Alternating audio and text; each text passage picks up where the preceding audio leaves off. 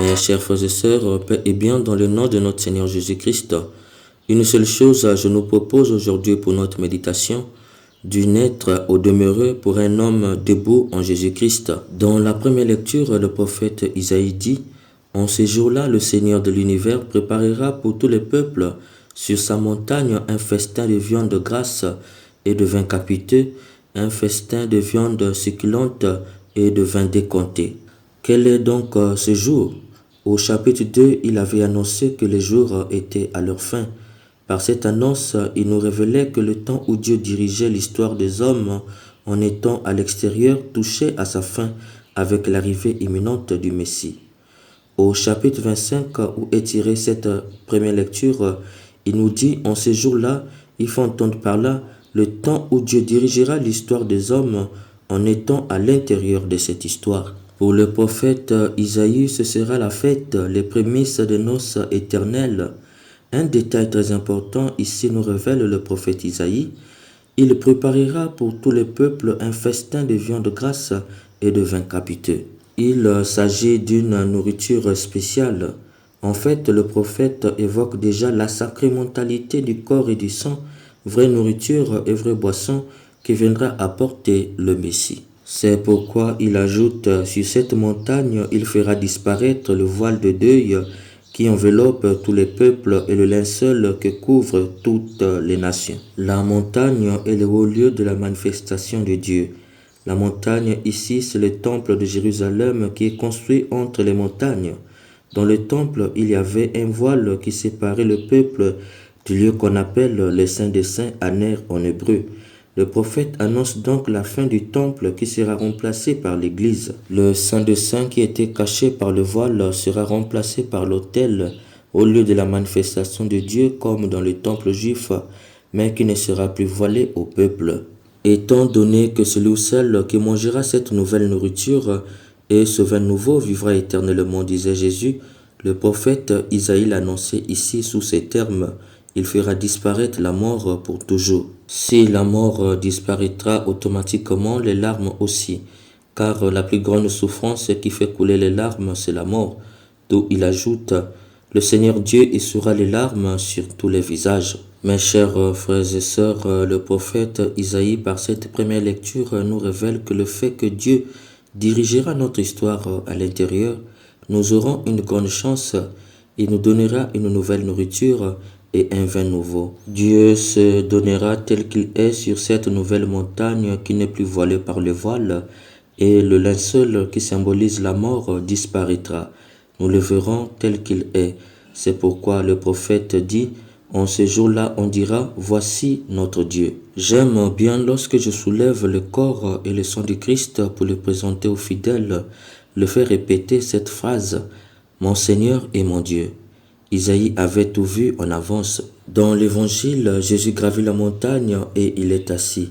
Il faut entendre par là que Saint Matthieu nous présente Jésus comme le nouveau et le plus grand que Moïse.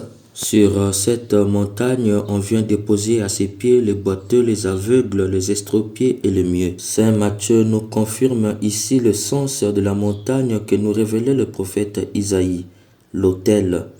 La liturgie ne nous dit pas que le Christ est le prêtre, l'autel est la victime. C'est parce qu'il est l'autel que nous venons déposer au pied de l'autel toutes les misères du monde. Que fait Jésus? Il est guéri.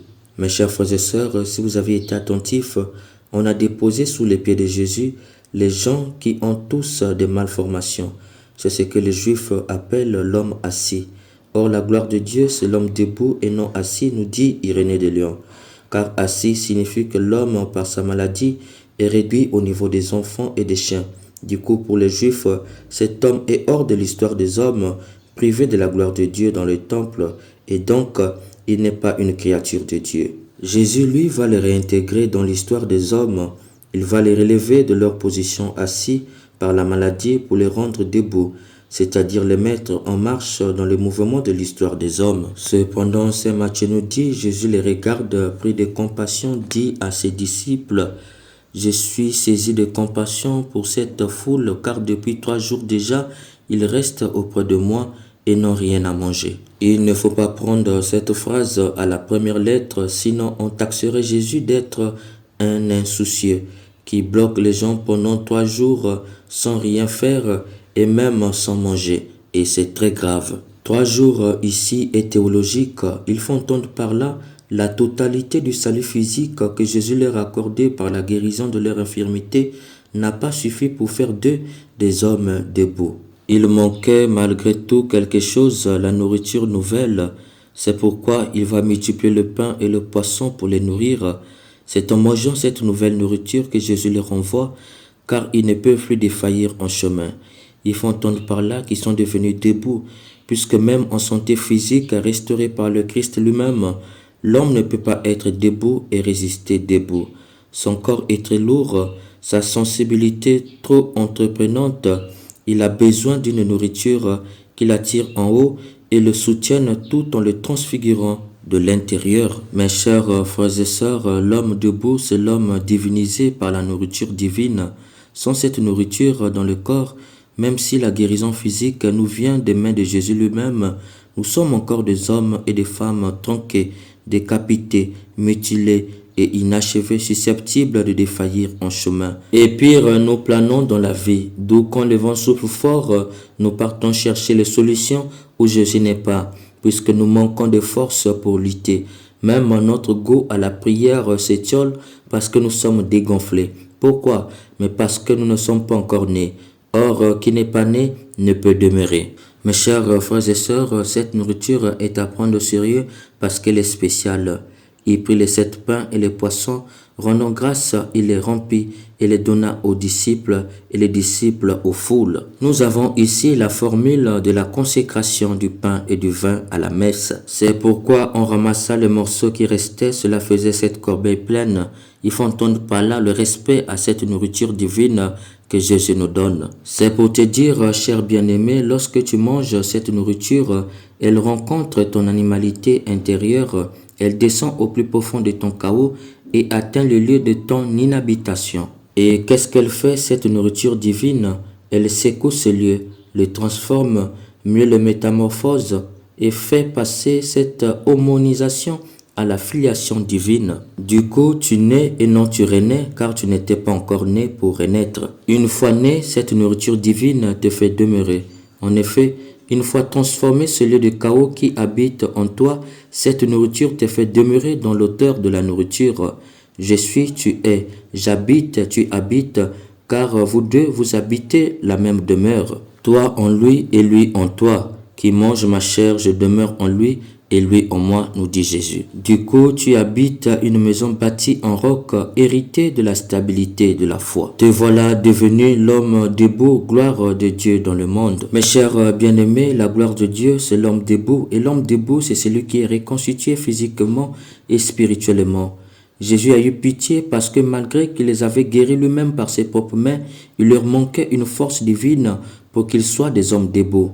As-tu conscience de l'importance de l'Eucharistie dans ta vie? Toi qui cours seulement après les miracles, es-tu un homme ou une femme debout? Jésus te dit, même si tu es guéri par ses propres mains, sans cette nourriture, il aura toujours pitié de toi parce que tu es susceptible de défaillir en chemin. Que le bout de pain que nous tenions dans nos bras soit pour nous un soleil sur nos routes et nourrissons-nous la joie de croire pour être des hommes et des femmes debout. Amen.